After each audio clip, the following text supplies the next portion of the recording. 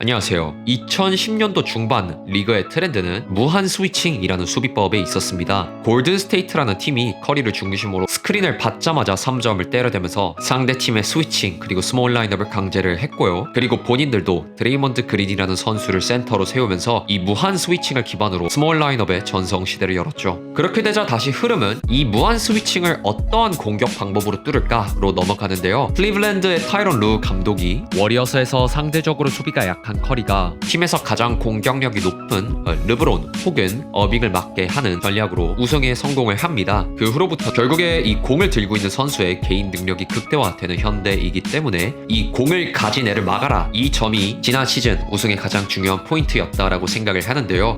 토론토, 마이애미 등등 여러가지 팀들이 새로운 수비 방법들을 선도하고 있고, 그중에서도 레이커스라는 팀이 강력한 수비력을 바탕으로 우승을 했죠. 그렇기 때문에 다음 시즌을 언급하기에 앞서서 한 가지를 언급을 해야 한다면 저는 이 레이커스의 수비법을 꼭 언급을 하고 넘어가야 된다라고 생각을 합니다. 제 첫 영상이 토론토 수비 영상이었죠.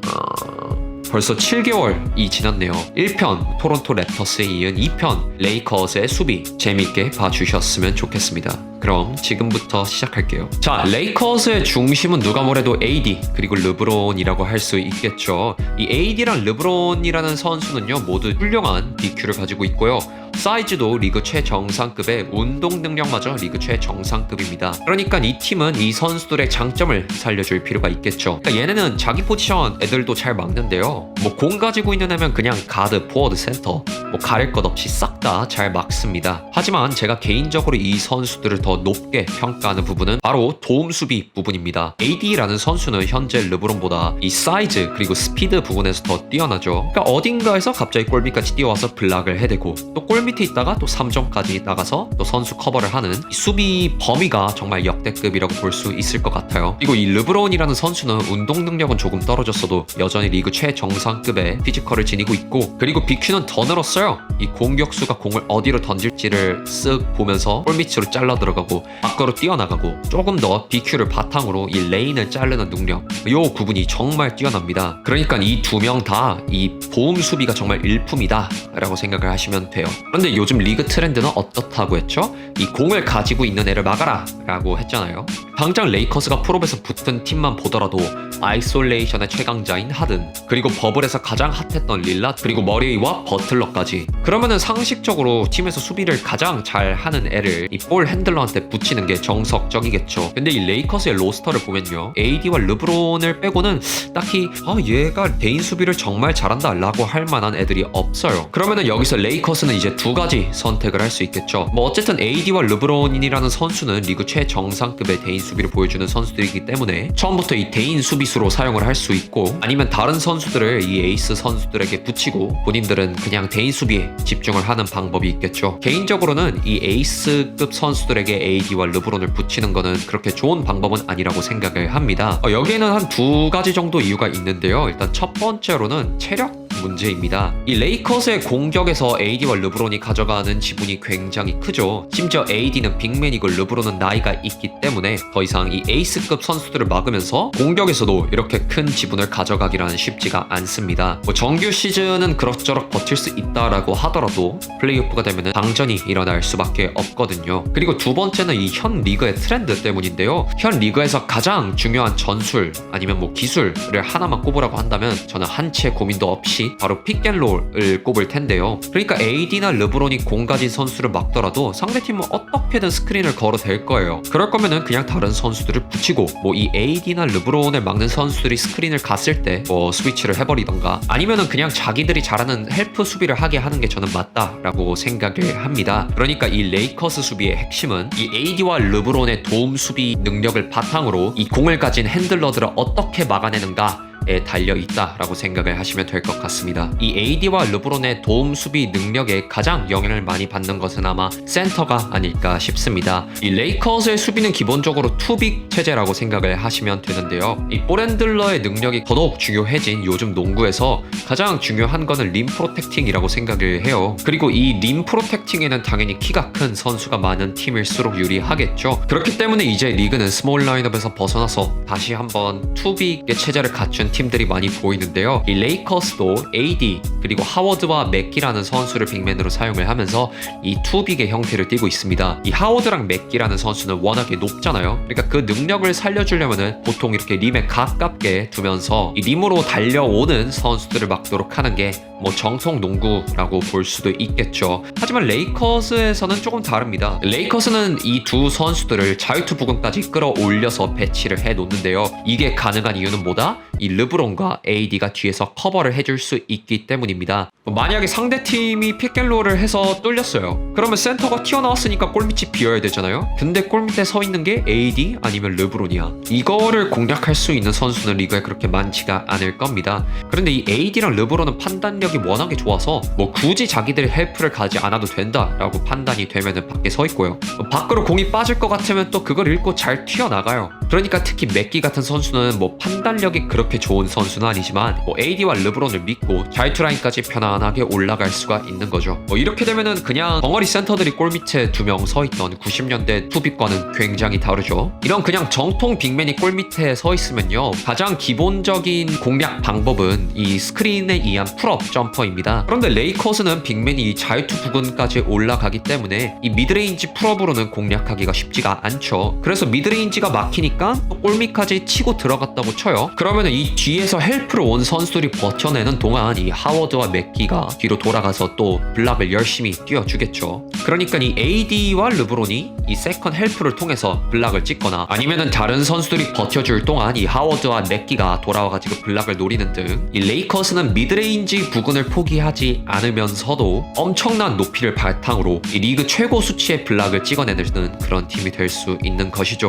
미드레인지도 안 돼, 골밑 돌파도 안 돼. 그러면은 이 드리블 풀업 3점을 상대팀은 많이 노릴 수밖에 없겠죠. 이 레이커스의 가드진 선수들 보면은 다들 찰거머리형 수비수라고 볼 수 있는데요. 이 공격수를 혼자서 완벽하게 틀어막지는 못하더라도 이렇게 몸을 딱 붙이고 따라가는 거 하나는 정말 다들 기가 막히게 잘 합니다. 만약에 스크린이 걸리더라도 이렇게 위로 쓱 몸 붙이고 따라가면서 풀업 3점은 내주지 않는 거죠. 이런 유형의 선수가 카루소, KCP, 뭐 AV 뭐 요 정도가 있다라고 볼 수 있는데요. 버블에서는 특히 AV가 없었죠. 특히나 이 플레이오프에서 데니 그린이 3점을 더럽게 못 썼기 때문에 꾸준히 좋은 모습을 보여줬던 카루소를 주전으로 올려라 라는 말이 굉장히 많았었는데요. 저는 이 볼 핸들러에게 붙일 수 있는 찰거머리형 선수가 48분 내내 코트 위에 있어야 한다라고 생각을 했기 때문에 카루소를 후보로 빼가지고 KCP가 돌아가면서 계속 한 명은 코트 위에 남는 뭐 그런 레이커스의 방법이 저는 옳았다라고 생각을 해요. 그런데 이렇게 찰싹 달라붙어서 수비를 한다고 쳐요. 그러면 상대팀 가드는 당연히 림으로 일단 달려가자라고 판단을 할 수밖에 없겠죠. 근데 여기서 이거를 방해하는 두 명의 인물들이 있습니다. 일단 첫 번째로는 이 센터진이 이 자유투 라인 부근까지 올라온다라고 했죠. 그러니까 굉장히 빠른 타이밍에 압박이 들어오는 거고요. 그리고 두 번째로는 이 양쪽 윙에서 또 적극적으로 헬프에 가담을 합니다. 이게 가능한 이유는 뭐다?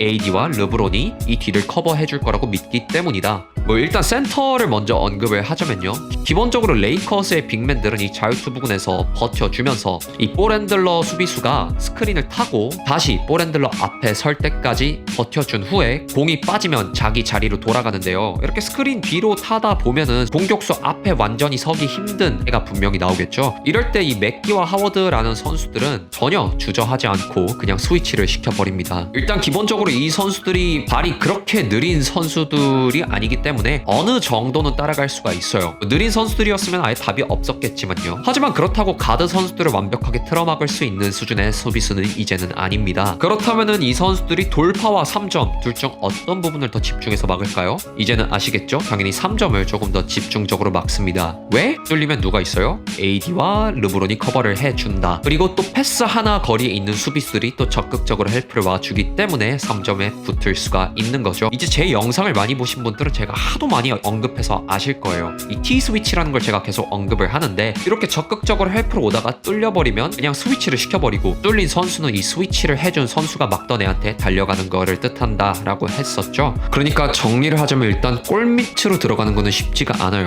일단 빅맨들 자체가 맥기랑 하워드고 이 골밑으로 헬프로 오는 게 AD랑 르브론이에요. 그래서 이 미드레인지로 게임을 풀어나가려고 해도 일단 하워드, 맥기, 모리스 같이 빅맨 롤을 맡은 선수들이 가이투라인까지 튀어나오고요. 이 양쪽 윙에서도 헬프 그리고 스위치가 적극적으로 일어납니다. 그래서 풀업 3점을 노리려고 하는데 일단 나를 막는 수비수가 찰싹 달라붙어서 따라오고 어떻게 얘를 떨어뜨려 놓으니까 빅맨이 그냥 스위치를 해버리네. 뭐 아니면은 옆에서 그냥 스위치를 해버리기도 하고요. 그렇다고 어찌어찌 들어가서 밖으로 빼내도 뭐 AD랑 르브론이 워낙에 커버를 잘 해주기도 하고 그 옆에 로테이션도 굉장히 완벽하게 이루어지는 뭐 그런 수비를 레이커스는 펼친다라고 볼 수 있습니다. 개인적으로 이 레이커스의 수비의 방점은 모리스라는 선수가 영입되면서 찍었다라고 생각을 해요. 이 모리스라는 선수가 영입이 되면서 가장 크게 덕을 본 선수 두 명은 쿠즈마 그리고 AD라고 생각을 합니다. 이 모리스라는 선수는요, 일단 빅 라인업에서는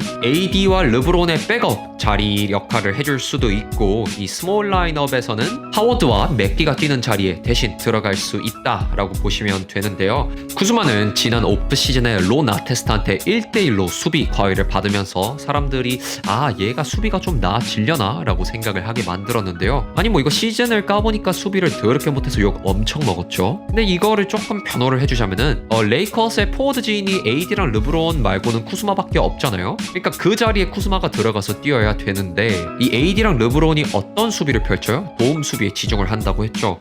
근데 쿠즈마는 오프 시즌에 로나 테스트한테 1대1 막는 것만 주구장창 배우고 왔거든요. 뭐 로테이션 수비를 배운 게 아니라 공가진에 막는 거를 연습을 했는데 막상 왔는데 연습한 게 아니라 딴 거를 시키니까 뭐 이 선수가 좋은 모습을 보여주기는 힘들었다라고 생각을 합니다. 그런데 이 모리스라는 선수가 들어와서 AD와 르브론의 백업 역할을 해줄 수 있게 되면서 특히 이 버블에서는 쿠즈마가 공을 갖고 있는 선수, 뭐 웨스트브룩 같은 선수들까지 잘 막는 모습을 보여줬다라고 생각을 해요.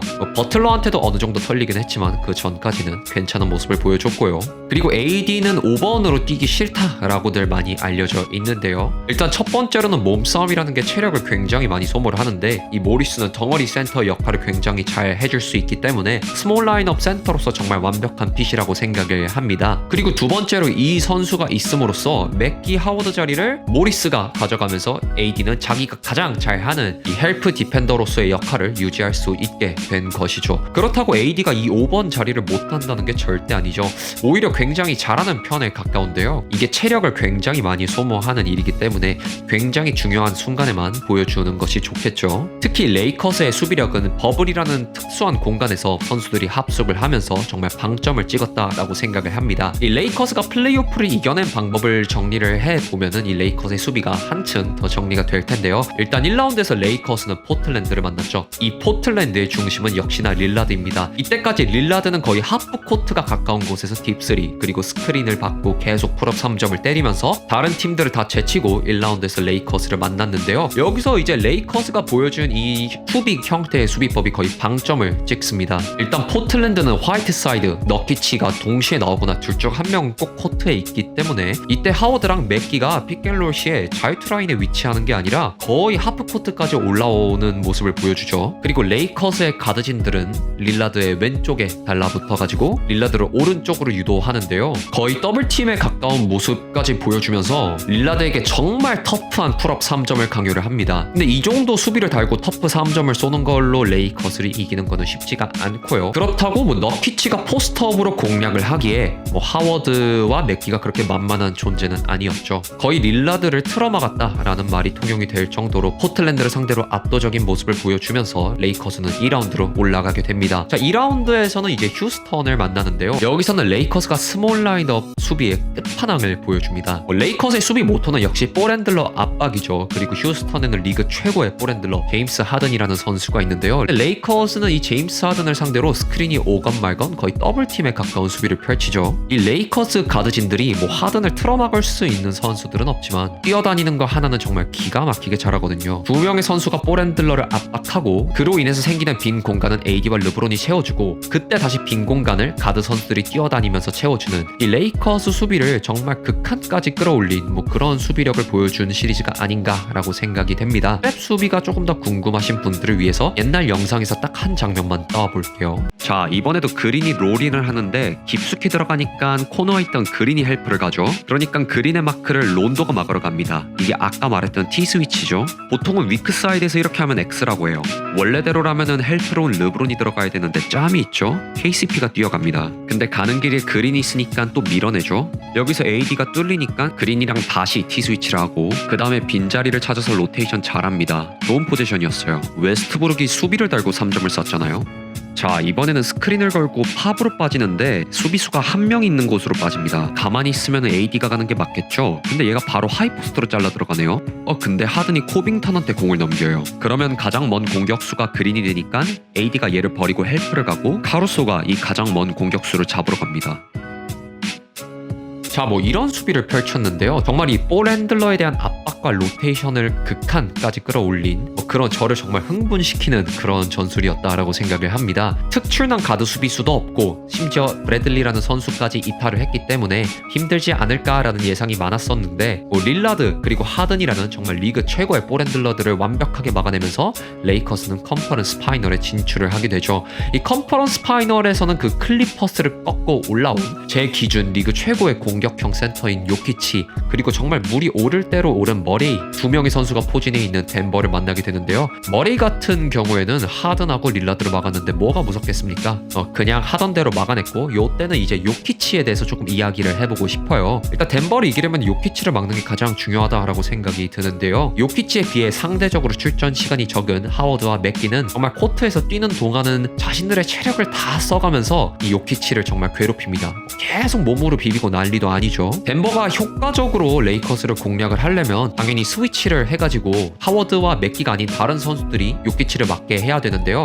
이때 레이커스의 수비 방법을 봐야 됩니다. 근데 자기보다 키가 작은 선수들을 데리고 3점 라인에서 1대1을 하지는 않을 테고 이 하이포스트나 로우포스트에서 1대1을 하겠죠. 이때 레이커스는 스위치가 되더라도 뭐 더블팀을 그렇게 급격하게 가는 모습을 보이진 않아요. 일단 가드 선수들이 찰거머리형 선수들이잖아요. 이렇게 요키치한테 찰싹 달라붙어서 수비를 하는데요. 그러면 당연히 요키치는 등을 질 수밖에 없겠죠. 그럼 이 상황에서 자기보다 작은 선수를 달고 뭐 턴어라운드 페이더웨이 같은 거를 던지기는 좀 그렇고 당연히 골밑으로 밀고 들어가야 되는데 이 골밑에는 누가 있어요? AD랑 르브론이 적극적으로 헬프를 오죠. 그러니까 자기보다 키가 작은 선수들을 달고 있는데도 골밑 공략이 쉽지가 않아요. 그러면 어쩔 수 없이 키가 조금 작은 선수들을 데리고 미드레인지로 경기를 풀어나가는 수밖에 없겠죠. 하지만 수비를 달고 쏘는 미드레인지만으로는 레이커스를 꺾기는 쉽지가 않았다라고 생각을 합니다. 그리고 요키치는 센터들 중에서는 거의 최고급의 미드레인지를 자랑을 하는데 이 요키치를 이렇게 막아냈다면 그 리그의 어떤 센터를 데려오더라도 레이커스는 막을 수 있다라고 저는 생각이 드네요. 이렇게 요키치의 덴버까지 물리치고 레이커스는 파이널에 진출을 했는데요. 결승에서 만난 마이애미는 버틀러 그리고 아데바요의 팀이라고 생각을 합니다. 일단 레이커스는 버틀러 같은 포워드형의 선수한테는 데니 그린 그리고 쿠즈마를 주로 붙이는데요. 수비를 잘 보여주다가 버틀러가 클래스를 보여주면서 대폭발을 해버리죠. 이거는 뭐 전술적으로 먹힌 게 아니라 버틀러를 클래스를 보여준 거기 때문에 뭐 딱히 전술적으로 수정을 할 부분은 없었어요. 제가 영상 초반부터 계속 말한 게 있죠. 르브론과 AD는 대인 수비력도 뛰어나지만 이런 거는 정말 중요할 때만 보여줘야 한다. 근데 뭐 NBA 파이널보다 중요한 무대가 있나요? 여기서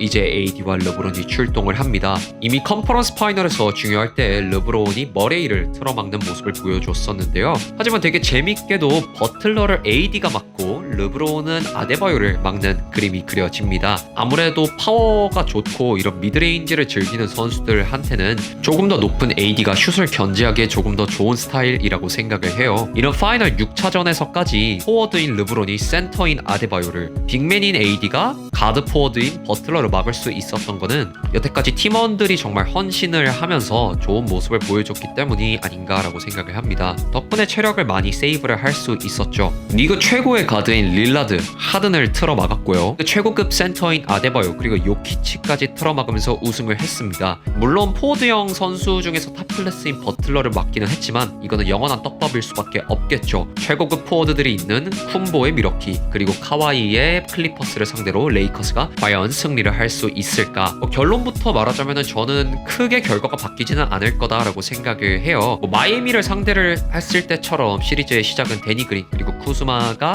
쿤보와 카와이를 막으면서 시작을 하겠지만 이 선수들이 폭발을 한다면 당연히 르브론과 AD가 붙겠죠. 미드레인지를 즐겨 쏘는 유형인 카와이한테는 AD가, 그리고 돌파를 즐겨 하는 유형인 쿤보한테는 르브론이 달라붙을 것이라고 예상이 되는데요. 하지만 현대농구에서 이 팀들이 르브론과 AD가 붙었는데 대놓고 1대1을 하지는 않겠죠. 당연히 스크린을 걸어서 스위치를 시키려고 노력을 할 겁니다. 하지만 제가 계속 언급을 해왔던 거는 이 클리퍼스와 미러키에게는 좋은 가드가 필요하다라는 말을 했었는데요. 일단 카와이와 쿤보 자체가 조금 큰 선을 그리는 선수들이기 때문에 빅맨을 상대로 스위치를 해서 화려한 기술을 선보이기보다는 이 좀 더 작은 선수들을 상대로 스위치를 해가지고 공격을 하는 것을 선호합니다. 그렇기 때문에 플레이오프에서 AB가 없다고 이 팀들한테 더 고전을 할 거다라는 생각을 저는 하지는 않았고요. 근데 스위치를 하려면 뭘 해야 돼요? 결국에 픽앤롤을 해야 되잖아요. 근데 이렇게 스위치를 하는 상황이 만들어지려면요, 이 스크린을 받고 풀업 3점을 때릴 수 있어야 한다라고 했습니다.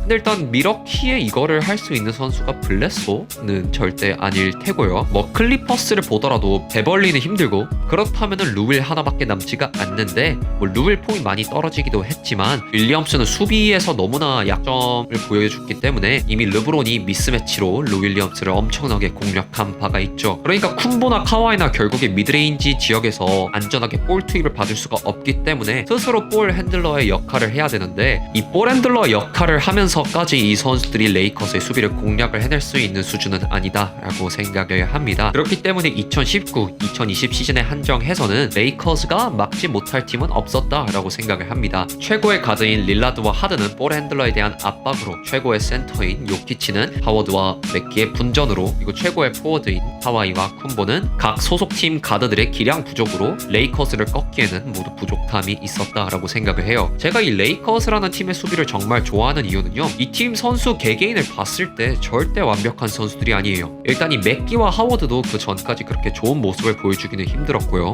론도와 쿠즈마는 말할 것도 없었고 KCP와 카루소도 준수한 수비수지만 하든과 릴라드를 절대 막지 못할 거다라는 평이 많았죠. 하지만 이 모든 것들을 AD와 르브론이 그 뒷공간을 잘 커버를 해주고 이 선수들이 자신의 역할을 충실히 하면서 코트 위에 있을 때는 죽어라 뛰고 코트에 없을 때는 출전 시간이 적다고 불평하지 않고 팀을 열심히 응원하면서 정말 좋은 문화를 만들어냈다라고 생각을 합니다. 리그 최정상급의 대인 수비수를 갖고 있지 않으면서 최고의 볼 핸들러들을 틀어막은 방법, 이제는 조금 아시겠나요? 다가오는 시즌에 레이커스의 로스터에는 굉장히 많은 변화가 일어났죠. 그리고 다른 우승을 노리는 팀들은 이 레이커스의 수비를 공략하기 위해서 노력을 할 겁니다. 이번 영상을 보셨다면 다가오는 시즌 레이커스에 새로 영입된 선수들이 어떤 역할을 맡을 것이고 이걸 상대하는 팀들은 어떤 공략 방법을 가지고 나올지 혹시 조금은 정리가 되시나요? 저는 그에 대한 해답을 다음 영상에서 들고 오도록 하겠습니다. 굉장히 준비를 오랫동안 했고 촬영 시간도 정말 길었던 영상이었는데요. 이렇게 촬영만 끝냈는데도 벌써 후련하네요.